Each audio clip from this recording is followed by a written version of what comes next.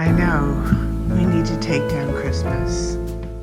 'Twas the night before Valentine's, when all through the house the Christmas lights were still twinkling. I was so excited because in a week my sister and niece were coming all the way from California to visit us for the first time. And I wanted it to be extra special, quaint, cozy.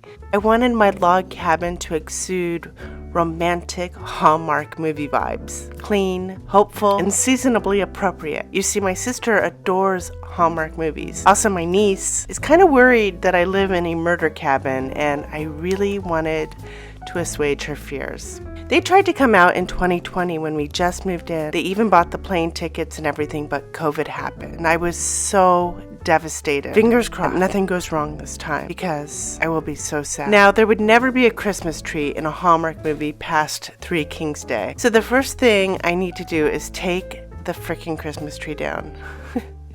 Yes, February is almost over and it's still up.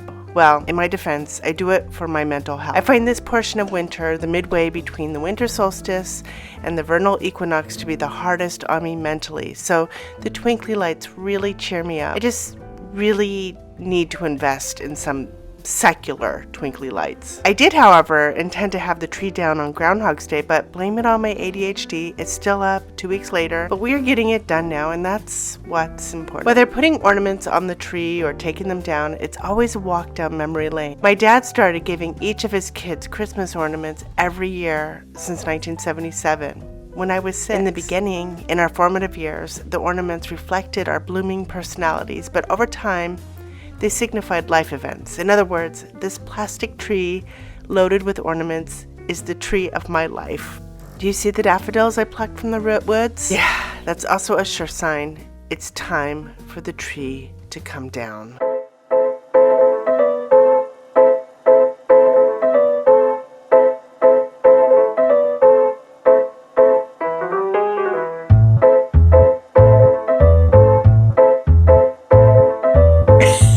So much harder sitting on a bed, it seems, when you are older. Come on, Lila. I've been so busy trying to get videos out and everything that I've neglected my house. And I live in the country with these beautiful dogs, and I don't know if you've seen like the outdoors. I'm sure you have. It's kind of dirty. So the dogs come running in and out through the dog door. It's just bringing dirt into the house constantly. And it's kind of a frustration of mine because everything is so dirty. But at the same time, I love my dogs so much. I love having them. And, when I think about it, I would rather have my dogs than a clean house. So I don't really fret, that much over it. But it's just gotten a little out of control. And we have too much stuff. So I have to get rid of some of this stuff. I don't know. I'm just so overwhelmed now that I want to clean it, and I'm seeing how much work needs to be done, and I'm realizing maybe I don't even really know how to clean.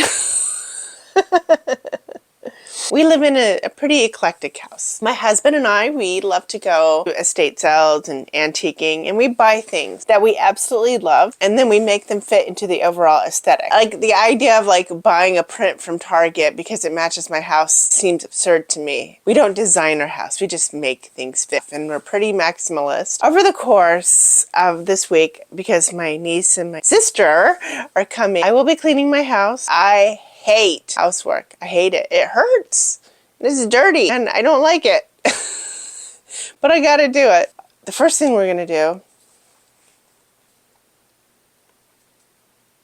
I don't know.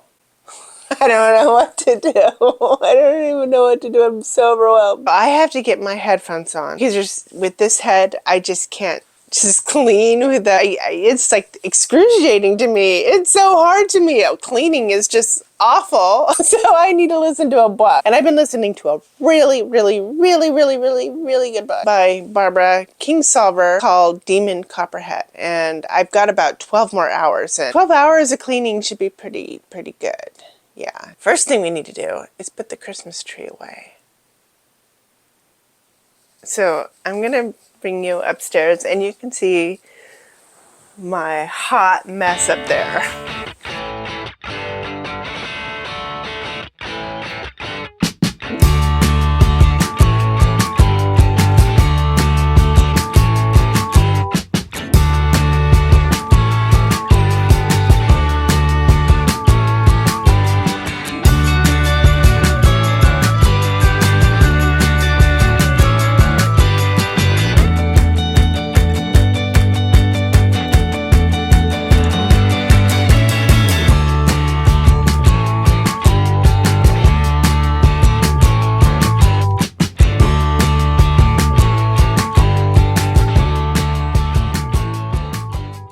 things aren't going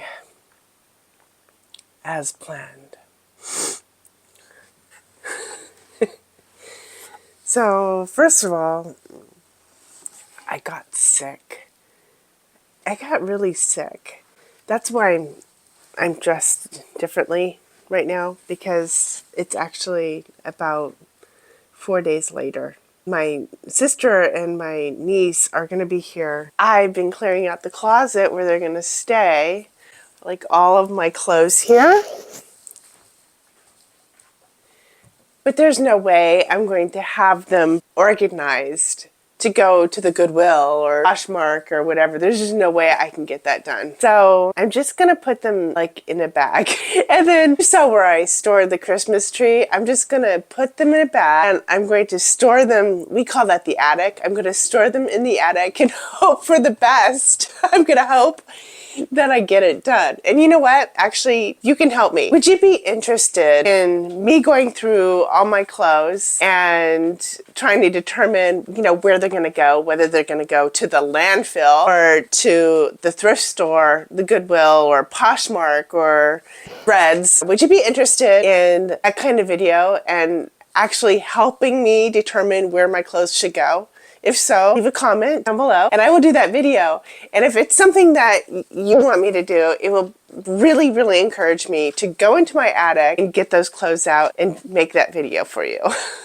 I also have purses. So many purses. I've already kind of organized them. I can't even say organized. These are all purses I'm not going to keep. It's like this purple Dooney & Bourke. I actually got this at an estate sale for like $20. I'm just not into purple bags anymore. This was another like eggplant, beautiful eggplant colored, lots of hardware bucket bag, or is it a bucket bag? I think. These are bags that I'm keeping. This is like very kind of like a 2K, I think. But this is a fun bag, and I got it in San Francisco during a wine and stroll, where you go shop to shop and they give you wine, and then you get drunk and you buy stuff, and nobody likes it but me. It's my disco armadillo, but you know what? I love it. And sometimes it's just perfect. This I use all the time, my vintage Dooney & Bourke.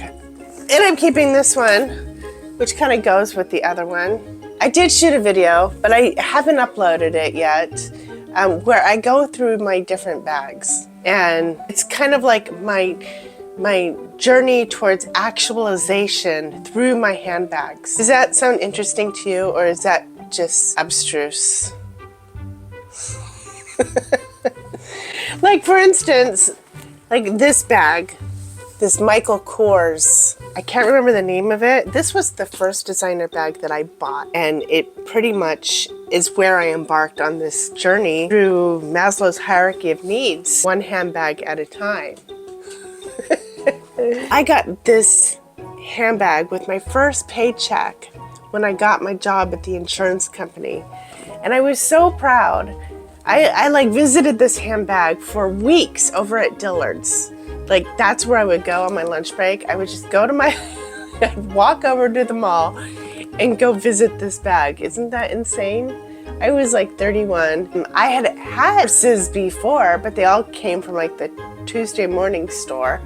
And they weren't designer bags, although the little tags on them said that they were designer bags. I'm keeping her because she's so well made. Like, they don't make Michael Kors purses like this anymore. It would be a shame to not use her up until it was the end of her life. So I'm keeping her because she's still beautiful. It's kind of hails back to that Ralph Lauren style that I love. Like the high-end Ralph Lauren style. That sort of cottagecore meets old money. My sister and niece are coming, and I have to go to the store to get them alcohol. Right, I'm back from the grocery store. I've got everything put away. So let's get started. It took me a long time to find these. That's like one of the things when you have ADHD. Your headphones are like glasses. They are like, you know how glasses are basically prophylactic. Are they prophylactics? Is it a prophylactic? A prophylactic? It's like a condom, isn't it? I just can't think because I have this serious brain fog from being sick. Okay, you know how glasses are prosthetic eyes, right? Well, headphones are my prosthetic attention span. And you know how, like, I have to wear both eyeglasses and headphones, which means I spend like most of my day looking for my eyeglasses or my headphones. And it can be really frustrating.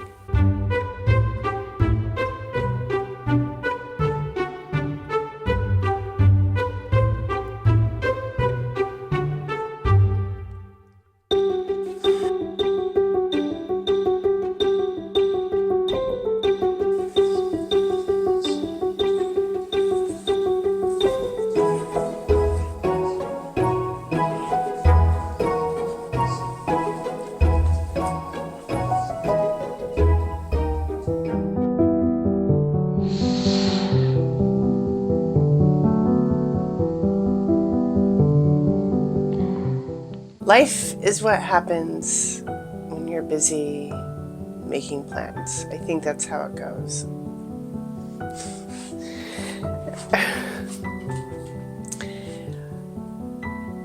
I got COVID. The first time that I actually tested positive since the pandemic began. And the night before, my sister and niece are set to travel out here, I test positive for frickin' COVID. I think I had a fever. Our thermometer doesn't work, or it always says that I'm cold, no matter what. But I had chills. And I'm feeling better, but it's sort of, slow going. And I'm so sad because you have no idea. I'm going to cry. I was so excited for them to come out and to see my cabin and hang out with my dogs, and for us just to have like long nights drinking wine and talking about the crazy shit we talk about. We have to socially isolate. Sad. But we are going to get together on Sunday, and I'm going to give them a tour of Hillsborough, North Carolina, which is, if you're into Outlander, the 6th season of Outlander, where they, the War of the Regulators, if you recall, if you're into that, it took place, not the Battle of Alamance, that didn't take place in Hillsborough, but that township is where, like, so much took place, like where the governors and stuff lived, and it's where regulators were hanged, and where, I don't know. I'm going to have to watch the 6th season of Outlander before we do this so that I can give them the tour. Like, I know the history, but I don't know how it relates necessarily to the TV show. So I'm going to have to... I started watching Outlander a while ago, but it was just so cringy in some aspects. I really don't like the fact that Jamie spanked Claire. It was just like... Moving on. I'm still cleaning. It's taking a long time to clean this place. Like this bedroom, just to get all the books. It's just been crazy. But I'm going to tackle it today. And part of it is just because I haven't felt very good. And also when I come across like my mom's old journals, I start reading them. You know how that goes, right? Okay, so yeah, I'm going to finish everything up today. Let's get going. Hey, I want this to be kind of like, I want it to be a little bit like a used bookstore. Isn't that crazy? This is all poetry, like anthologies and stuff like that. These are like poets. So we got Yeats and T.S. Eliot, Robert Frost, Robert Lowe, Elizabeth Bishop. I don't know what to call this section. But it's got like Myths and Secrets, Nag Hammadi. 1886. Long may you live, happy may you be, have kids, 1, 2, 3, by Edith Starr. This is a distraction. Life is but the germ of death, and death the development of a higher life. Addie said that. Profound. I don't know where this comes from. I don't know if my husband bought this like at an antique store, if it has something to do with family. Look how cool that is. But my fingernails are dirty, but... When you are sitting all alone and thinking of the past, remember that you have a friend that will forever last. Your cousin, Eddie Stevens. Oh! It's like an autograph book. Oh my God. No wonder it's full of shitty poetry. Oh my God, Sandusky. So this must come from Michael's side of the family because it's all Ohio. There's some really cool script though. I mean, like some very cool calligraphy. Like people were really like good about it. Like they were very, like they wrote nicely. Probably kids who wrote this, but they all write like grandpas.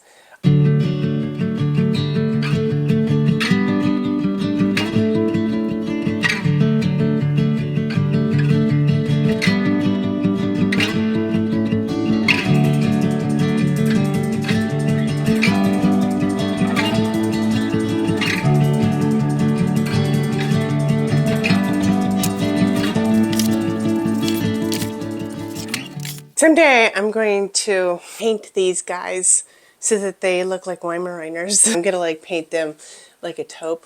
Isn't that sweet? Look.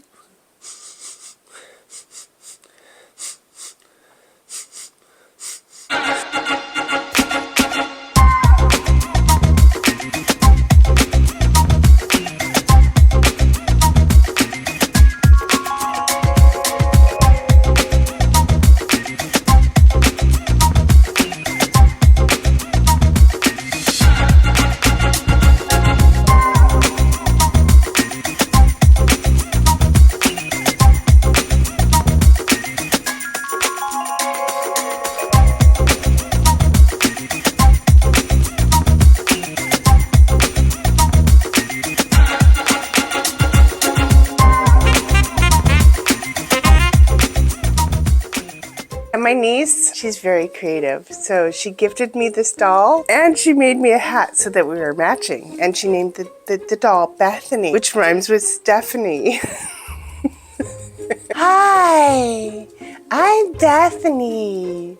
And I'm Stephanie's best friend. I go everywhere she goes. She is never without me. If you're wondering who Stephanie is, well, Stephanie is long for Stevie, or Stevie is short for Stephanie. This is the last day, and if you could tell, I'm feeling very zany today. I'm feeling good. I still have the sniffles, but I'm feeling good. I'm working on this room for a long time. It's still not done, but it's almost there. And then we need to work on the rest of the house, which won't be that hard. I just need to kind of dust and vacuum.